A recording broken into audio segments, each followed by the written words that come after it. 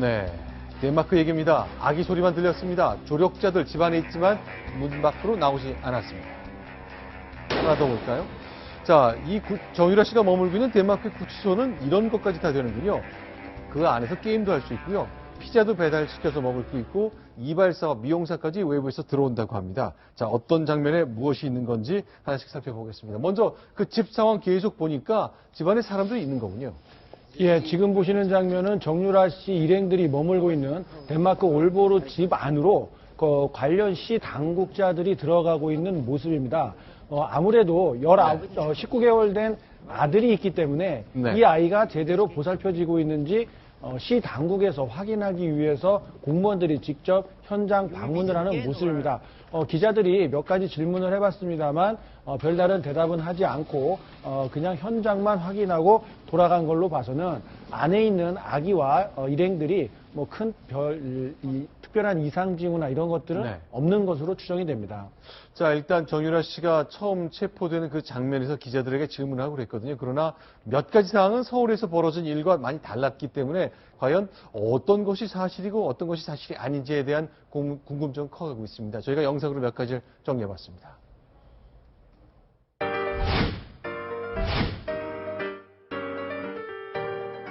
증거 있어라? 증거? 있지, 당연히 있지. 에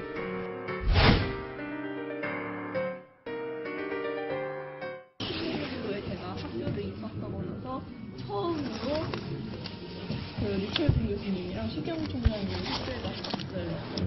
난 다음에 숙접이 나온 거예요. 언제 만났습니까? 2015년 가을쯤인가 저희 학교를 잠시 방문했을 때가 잠시 들러서 인사를 했습니다. 2015년입니다. 10월에서 9월 사이인 것 같습니다. 저는 쇼핑은 안 갔습니다. 네네네. 근데 그날 계셨던 건 맞고요. 지금 현재 변호사는 선임해 있나요? 여기 덴마크 변호사님은 국선 변호사.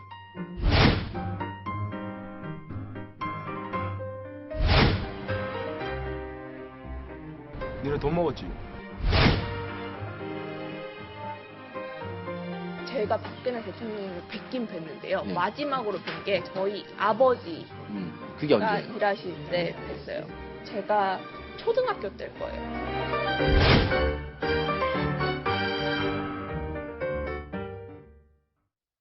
자, 얘기를 좀 나눠보겠습니다. 자, 저는 땡전 한 푼 없어요. 그래서 제가 고용한 사람도 국선 변호사예요 했습니다만 적어도 그것만큼 사실관계가 좀 틀린 것 같네요. 예, 명백하게 확인이 됐습니다. 덴마크 변호사는 얀 슈나이더라는 덴마크에서도 굉장히 큰 로펌 소속된 유명한 변호사라고 합니다. 뭐 경제 분야라든가 형사사건 같은 굵직굵직한 사건들을 처리하고 있는 것으로 널리 알려져 있는 그런 인물이라고 하는데요.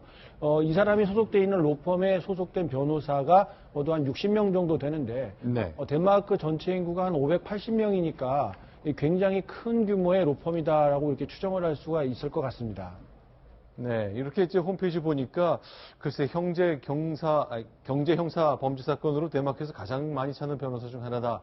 이렇게 굉장히 유명한 변호사라고 했습니다만 정유라 씨도 왜 국선이라고 얘기를 하는 거죠? 글쎄요, 본인이 착각을 했을 가능성도 있고, 좀 뭐 국선 변호사의 개념도 모를 가능성도 있습니다. 아니면은, 실제로 잠깐 언론을 속이기 위해서 말했을 수 있는데, 어찌되었든 국선 변호사가 아니라 굉장히 그 유명한 변호사라고 한다면, 이 선임료가 만만치 않을 거거든요. 그러니까 이제 좀 전에 화면에서 보신 바와 같이 파트너 변호사입니다. 그렇다면은 시간당 이제 그 타임 차징을 할 텐데, 그 시간당 단가가 꽤 높을 거예요. 그런데 지금 뭐 표현을 그대로 빌자면은 땡전 한 푼 없다라고 했는데 도대체 그렇게 돈이 없는데 어떻게 이렇게 수임료가 비쌀 것 같은 변호사를 선임하였는지 그 부분도 굉장히 여러 가지 의혹이 제기될 수 있겠습니다. 그러니까 체포된 이후에 바로 사람을 찾았다고 보긴 좀 어렵고 좀 예상을 하고 미리 준비를 해놨을 가능성이 있어 보이네요.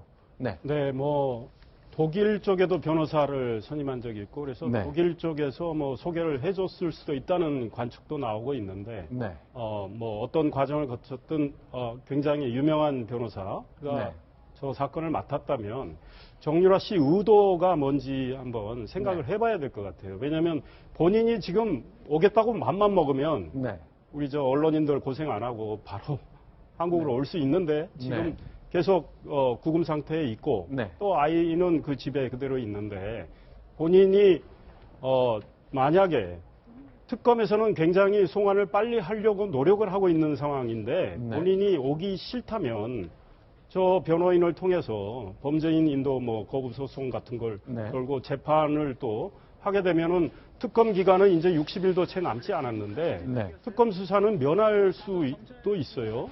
그리고 최순실 씨가 구치소에 지금 있지만 딸이 한국에 들어오면 본인이 또 마음이 약해져서 그동안 본인이 계속 부인해왔던 이 여러 가지 혐의에 대해서 본인이 이제 또 진술을 할 가능성도 있기 때문에 최순실 씨 입장도 딸이 그냥 저기서 버텨주면 나도 좀 편하지 않을까 이런 생각을 할 수도 있다고 봐요. 물론 지켜봐야 되겠지만 저렇게 대형 로펌의 그 변호사를 선임했다면 그만큼 대가도 많이 치러야 될 텐데 그만큼 정유라 씨는 최대한 법률적으로 좀 다퉈보고 버티겠다 이런 의향이 있는 거 아닌가 그런 생각이 듭니다. 네.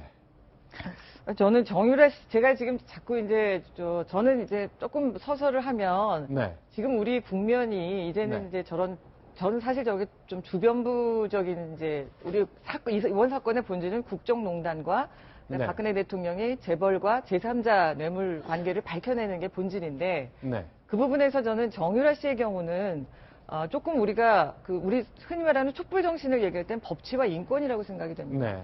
정유라 씨의 혐의는 지금 업무방해 정도예요. 이화여대 입학 과정에서 그 특검이 조사한다는 건 그거고 그 업무방해라는 건 그렇게 대단한 큰 범죄는 아닙니다. 근데 정유라 씨의 말이 워낙 페북에다가 부모도 능력이다 정말 제가 봤을 때도 화가 날 정도로 이게 가정교육이 제대로 안 됐다 싶을 정도로 화는 나지만 그 사람이 밉다고 해서 그 사람의 인권까지 무시하는 이런 거는 좀 우리가 자제해야 된다고 생각을 하는데 그런 점에서 본다면은 정유라 씨가 국선 변호인이라고 얘기했는데 아니다. 이거는 착각일 수도 있는 거고. 그리고 변호인은 얼마를 주든 자기 능력이 된다면 선임할 수 있습니다. 그렇죠. 아무리 큰 죄를 진 사람이라도 악마도 변호인을 내세울 수 있기 때문에 그거를 비판할 수는 없다고 보고 또 지금 저는 약간 다른 얘기지만 아까 아이가 있는 곳을 찾아가는 덴마크 공무원을 쫓아간 그런 건 좋지만 정말 그 인종과 국경이 다른 나라의 국민도 그렇게 아이가 혼자 지금 있을 거 아니에요. 얼마나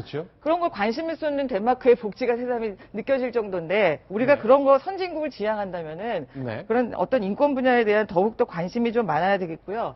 정유라 씨의 경우에는 지금 본인이 자기가 보육원을 가든 병원을 가든 아이 때문에 한국에 돌아오겠다는 입장을 제가 어제 들은 것 같은데 그런 점에서 좀 너무 저는 정유라 씨가 혐의에 비해서는 증오나 미움으로 너무 좀 과도한 관심을 받고 있다라고 생각이 됩니다. 혐의 말씀하시는데 지금 업무방해 혐의만이 아니에요. 그러니까 정말 특검이 관심사는 삼성이 정유라 씨 지원하는 문제가 관심사예요.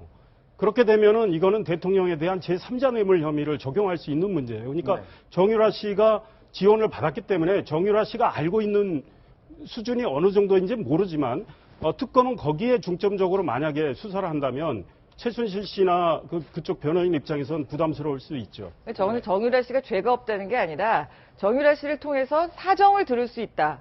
이런 거 하고 그 사람이 다 했다. 이런 식으로 몰아가는 건 다른 문제라고. 그렇죠. 제가 오늘 존경하는 호의원께 본의 아니게 자꾸 반박하는 것 같아서 죄송한데 정유라 씨 같은 경우에 혐의가 가볍지 않습니다. 왜냐하면 일단 체포영장이 발부된 것은 일단 업무방해 혐의입니다만 외국환 거래법 위반 가능성이 굉장히 높아요. 그래서 우리나라에서 굉장히 많은 돈이 독일로 불법적으로 건너갔고 그 돈을 세탁하는 과정에도 혹시 정유라 씨가 개입한 거 아니냐라고 한다면은 굉장히 큰 범죄입니다. 따라서 지금 현재 그 특검에서도 그 부분을 주의 깊게 보고 있는 것으로 보이고요. 또한 그 범죄자의 인권, 혐의자의 인권도 중요하겠습니다만 진실을 밝히는 게 더욱 중요한 일이고 또한 특검이 그러한 일을 하고 있기 때문에 정유라 씨에 대해서는 철저한 수사가 필요한 상황이 아닌가 생각됩니다. 자, 일단 구치소에 머물고 있는데요. 일단 그곳의 삶이라는 것이 우리가 알고 있는 특히 최순실 씨가 있는 한국의 구치소하고 많이 좀 다른 것 같네요. 공개된 게 있죠? 예, 그 하루 일과가 공개가 됐는데요. 정유라 씨가 머물고 있는 그 구치소가 60개 정도의 방이 있는데 그중에 58개가 독방이라고 하고요. 그중에 한 곳에 정유라 씨가 수감이 돼 있는데요. 그 일과표를 찾아보니까요. 오전 7시에 일어나서 저녁 8시 반에 복귀하는 일정 이렇게만 보면 빡빡해 보이는데요. 아침에 식사를 한 이후에 점점 이제 일과표가 확인이 될 수 있는데요. 오전 노동이라고 돼 있습니다. 그리고 점심 식사를 하고 바깥에 나가서 운동을 할 수 있고 또 노동을 하고 교류하는 시간 식사와 휴식을 하고 독방에 복귀하는 이런 일정인데요. 네. 노동이 이렇게 오전 오후로 들어가니까 굉장히 고된 일과처럼 보이지만 뭐 삽으로 뭘 파고 뭐 그런 것처럼 할 것처럼 예상이 예, 그런데 영화에서 보는 그런 게 아니고요. 네. 선택이랍니다. 네. 어떤 이제 뭐 간의 수공업 정도의 간단하게 만들 수 있는 이런 작업장에 나가서 네. 일을 하고 싶으면 일을 해서 돈도 받을 수 있다고 해요. 그런데 네. 일하고 싶지 않다고 하면은 자기 그 독방에 머물고 있어도 되고요. 이렇게 좀 약간 우리나라보다는 훨씬 더 느슨한 형태로 운영이 되는 것으로 보입니다. 자, 그러게요. 뭐 편지 검열 문제니 여러 가지 얘기했습니다만 편지 검열 뭐 이건 뭐 덴마크 지소라고 해서 뭐 다른 건 아닌 것 같군요. 왜냐하면 이제 위험한 물질이 반입되거나 뭐 자해라든가 이렇게 안 좋은 일이 있을 수도 있기 때문에 네. 일부 외부에서 들어오는 것들에 대해서는 잘 감시를 해야 될 것 같고요. TV 시청도 가능하고요. 네. 지금 화면에 보이실지 모르겠는데 피자가 반입이 될 수 있다고 합니다. 네. 뭐 매일 할 수 있는 건 아니고요. 일주일에 1회에서 2회 정도 이렇게는 본인이 원하는 피자를 주문해서 먹을 수 있을 만큼 배려를 해주고 있다고 합니다. 네. 일단 뭐 미용사도 뭐 4주에서 6주에 한 번씩 오고 뭐 샤워는 뭐 언제든지 할 수 있고 뭐 이렇게 합의가 돼 있다고 하는데 우리나라도요, 사실 네. 그 외부에서 피자 주문해서 먹는 거는 좀 어렵지만 네. 외국어를 교육을 시켜준다든가 특히나 외국인 범죄자들이 수용되어 있는 특정 교도소에 있어서는 식사나 이런 것들도 그 나라 기호에 맞고 종교에 맞게 다 배려해 줄 정도로 우리나라 교정 행정도 과거에 비해서 굉장히 좋아졌고 선진국에 비해서 크게 떨어진다고 볼 수는 없을 정도로 좋아졌다고 합니다.